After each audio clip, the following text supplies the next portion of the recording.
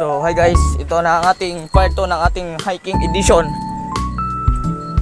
Hindi ito Philippine loop pero tayo ay maglo-loop ng ating kakaining malasugiba para sa ating bagong dating na ang ating artistahin dito na si Pindoy tsaka si Kano. So ito pala ang view natin guys. Ayan yung barangay natin guys, Indoror yan. Tapos nandito kami sa may kanina yung pinunta namin guys dito sa tinatawag namin na punta. Ha? May Devin pare. A few moments later. So guys, welcome to another vlog ng ating hiking.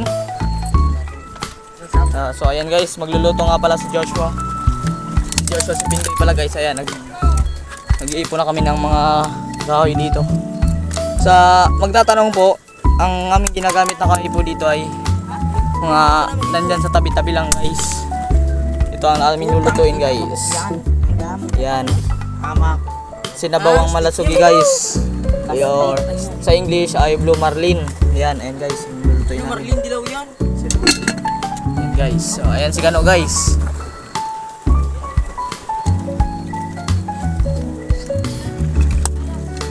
So ayan, magagatong na.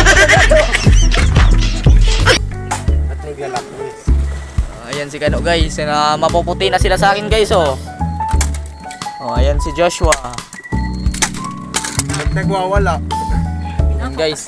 Ayan guys, magluluto na siya. Ayan guys, makikita niyo guys. 2,000 years later. Eh, gagatong na guys. Sagad. Ayan guys, gagatong na siya guys, ayan.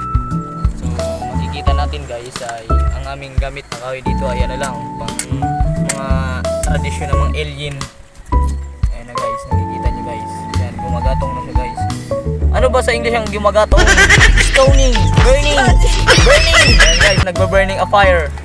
Sanandoy. Eh, ang gusto ko sa'yo, Kuya Ba't Pinoy. mapasok ka? Love na love ka pa naman. Dahan-dahan at baka ikaw ay... Ayan, Ibang guys. plastic pa ano, chulo.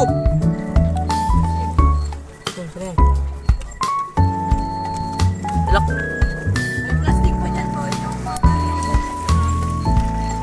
Andyan sila guys, ayan yung Yun iba yung guys. magic sarap, Nagtatambay ganyan na daw. doon guys, so nagtatambay sila doon. So, wala kaming ginagamit na kahit ano dito guys sa ano lang, plastic lang guys. Yan, pang aming burning a fire. Kaya mo na pala aga.